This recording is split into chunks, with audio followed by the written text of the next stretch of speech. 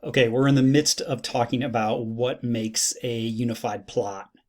And so here is our example. Let's start with our example from the movie The Incredibles.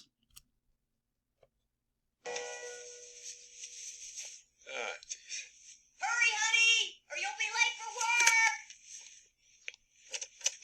Have a great day, honey. Thanks. Help customers, climb ladders. Bring bacon. All that jazz.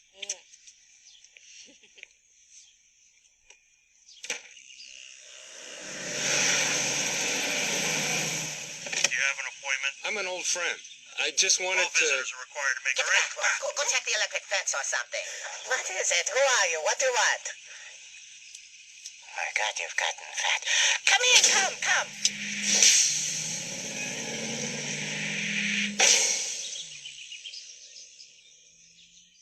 Yes, things are going quite well. My God, no complaints. But, it is not the same at all. Weren't you just in the news? Some show in Prague? Milan, darling, Milan. Supermodels. Nothing super about them. Spoiled, stupid little stick figures with poofy lips who think only about themselves. I used to design for gods. But perhaps you'll come with a challenge, eh? I was surprised to get your call. I just need a pass job. This is Mega Mesh, outmoded, but very sturdy, and you've torn right through it. What have you been doing, Robert? Moonlighting hero work?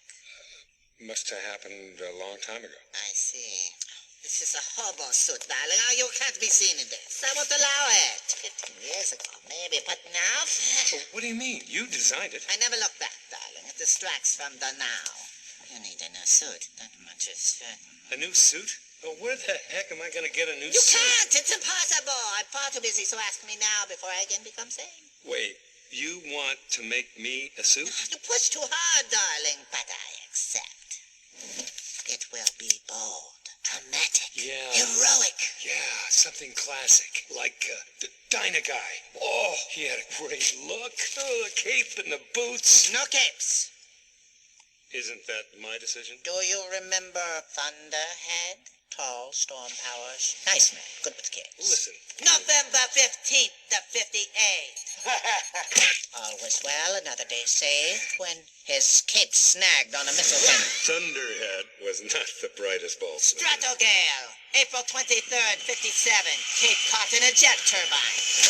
You can't generalize about this. Meta Man, express elevator. Dyna Guy, snag on takeoff. Splashdown, sucked into a vortex. No kicks. No, go on. Your new suit will be finished before your next assignment. So, of course, we've got this really popular movie, The Incredibles. And this scene in the middle of the movie is one that is certainly fun. And we get Edna, and she's funny. And so the scene could just play off as just a fun scene in the middle of a movie. But those of you who have seen the movie, spoiler alert, you know what happens at the end of the movie. And this scene right here is crucial for how the movie resolves itself at the end. If we don't have this scene, what happens to our villain at the end of the movie really doesn't make sense. It doesn't fall into place in story structure. So this scene is actually crucial in terms of setting up that climactic scene at the end and the demise of the bad guy. So this is what we're talking about when we're getting into how a story is unified. In a way, it's basically scenes earlier in a story that set up things later on, particularly in the crucial moments at the end of a film. Okay, so there are three ways really to artistically unify a plot, and the most popular way is through the use of foreshadowing. And I would bet you've all heard of foreshadowing before. When I was taught about foreshadowing, which was in middle school the first time around, I thought it was just sort of a cute device where the filmmaker, like it says here, is giving hints for things to come in the story. But really what foreshadowing, it's necessary. Any good story must have foreshadowing. What it really is just identifying elements that are going to come into play later on in the story. If you don't introduce things early on in the story, they seem to come out of the blue at the end of the movie, which raises questions for an audience. So, as it says here, foreshadowing often appears at the beginning or middle of the story or in a scene, and it helps the reader to develop some expectations about the upcoming events, or it answers questions that an audience member might have at the end of a film. How did that all play out? Oh yeah, that was introduced earlier on in the film. That makes sense. Okay. Second way that a plot can be unified is through recurring elements. And so you have certain things that are repeated in a film or in a story. So it might be a line of dialogue that we hear a couple of times. We might be introduced to a setting or a scene at the beginning that then later comes into play again at the end. It might be a camera shot that is repeated multiple times. Like I said, it could be a scene. It could be music. We just are in the midst or at the end of watching the movie Jaws, and certainly there is music that is played throughout in different scenes that alert you to, for instance, when the shark is approaching or in the scene. So these things kind of package the story. They keep these things working, and they keep the things together. So they are often done in sets of 3, and we'll see that with some of the movies that we watch over the course of the trimester. Individual things done 3 times, maybe at the beginning, middle, and end of the movie, to help create this unified plot. Okay. The third way to artistically unify the plot is through what's known as the circular story pattern. I like to refer to it as the Forrest Gump technique. And that's because Forrest Gump sort of has a classic way of doing this.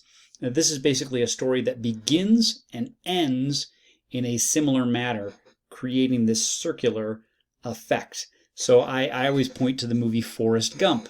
I'm going to ask you right now to think about, if you've seen the movie, and I hope most of you have seen the movie, how does the movie begin? What happens at the beginning of the movie? And there are 2 things that I think you really need to be aware of at the beginning of the movie. One is this thing that's floating through the sky, and then the second thing is where our main character happens to be. Okay?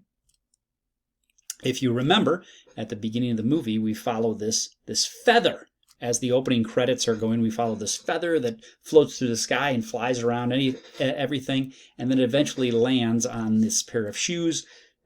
Camera pans up, and we've got Forrest Gump, who is sitting at a bench, and it's pretty specific to know what we've got here. He's at a bus stop. He's at a city bus stop.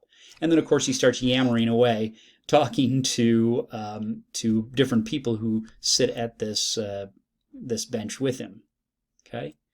If you think about the end of the movie, go all the way to the end of the movie, no spoilers here, but at the end of the movie, you see this picture right here. He looks like he's sitting on a tree stump here, but if you remember a couple of seconds before this, he's at a bus stop again, slightly different, which is very common with the circular story pattern, slightly different. He's at a school bus stop at the end of the movie, and this time he opens up the book that he put the feather in at the beginning of the movie. He opens up the book, the wind blows this feather out of the book now, and now it blows up into the sky, and eventually we have fade to black, credits roll, and then a little tear down my cheek at the end of this movie. So it creates this nice circular pattern that helps to unify the plot. It keeps that story contained, which is artistically pleasing to audiences.